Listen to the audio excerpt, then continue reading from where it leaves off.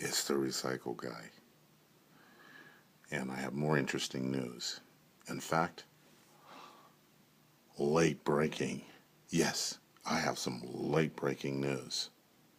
Sims Metals was fined $4.1 million last year for engaging in buying metal theft. And let me quote the report. Gotta put them spectacles on. The company employees purchased the clearly stolen material and failed to record the required information about the sellers. A lengthy review of the company's records revealed that these failures were just the tip of the iceberg, according to the prosecutors. Now, let's talk about that price fixing.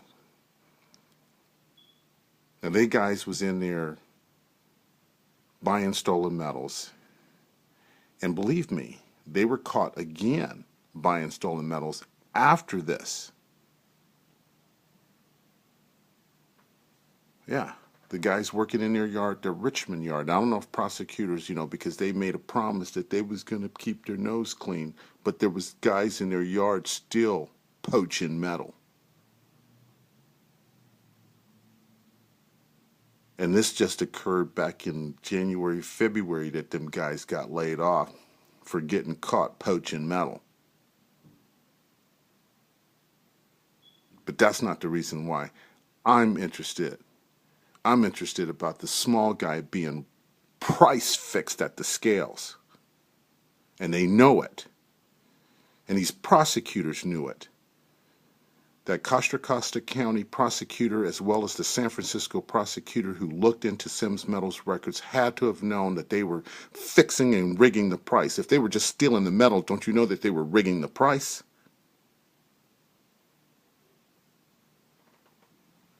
How about the tax evasion? How about the guys who are getting off scot-free, not paying taxes on that money that they were pinching?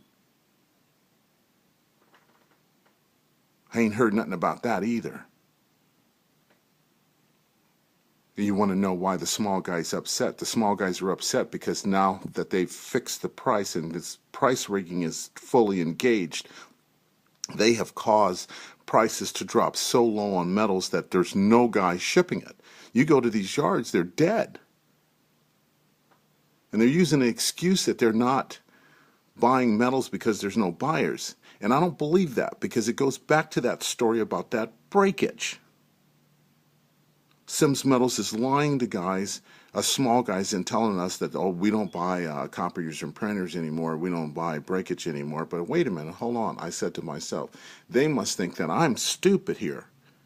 But I know that Sims Metals owns a division of Sims Metals Recycling Solution, which handles a huge amount of electronic waste. Why wouldn't their yard in Richmond ship their e-waste material to that yard in Eichler, Hayward?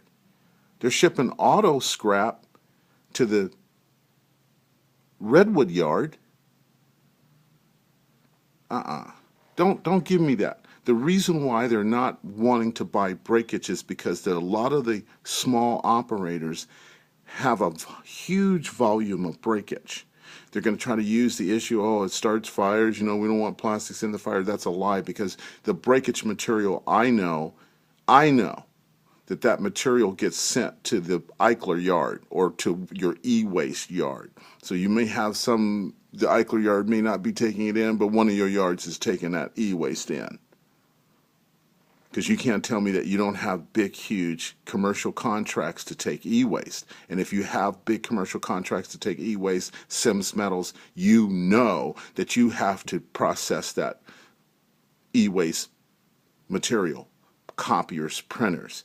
So you not taking them at your yard is an indication that you're using that as a horizontal or vertical strategy to put us out of business. I ain't take no rocket scientist physics figure that one out. But the bottom line is that you're doing everything that you can to break us down and run us off. Well, me, you're going to be able to run off because I know you ain't going to be treating me right if I show up at your yard. I know that. You and your big competitors. Yeah, that's right. I'm talking about Alco. When I saw Alco's truck in that yard, it was like having PTSD. You know, I was like having flashes.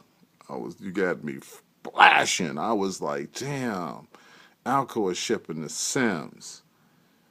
That means Sims has really got a grip on the market. Because when I was sending to Alco and Alco was lowballing me on the metal prices, I would say to them, hey, look, you know what? If y'all don't treat me right, I'm going to send this stuff over to Sims. And they would look at me and, yeah, right, go send it to Sims.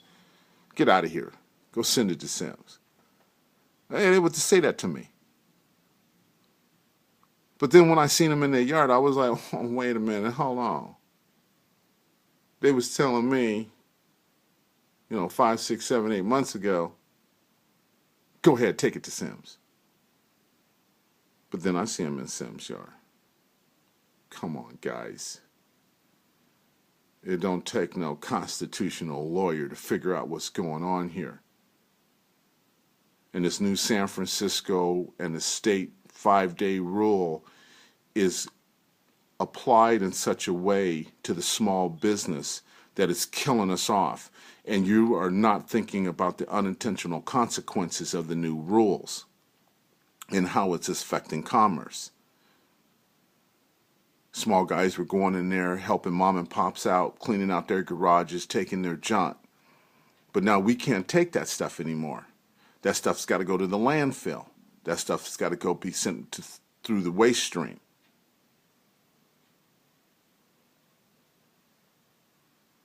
That's right. And then what happens? Then it goes through the waste stream, ends up on a sorting floor that gets sorted into commodity groups and sent to the same guys that the small guy was sending it to. Come on, guys. Aren't we smart enough to figure that out?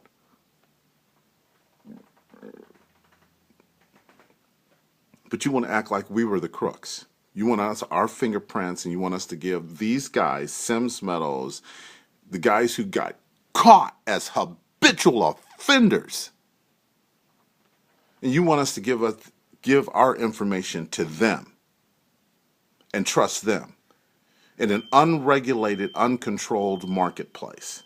Let them control and fix the price. Believe me, that $4.1 million fine that you gave them didn't go to them, came to us. We're the one paying the bill at the scale. You want to know what the scale price is?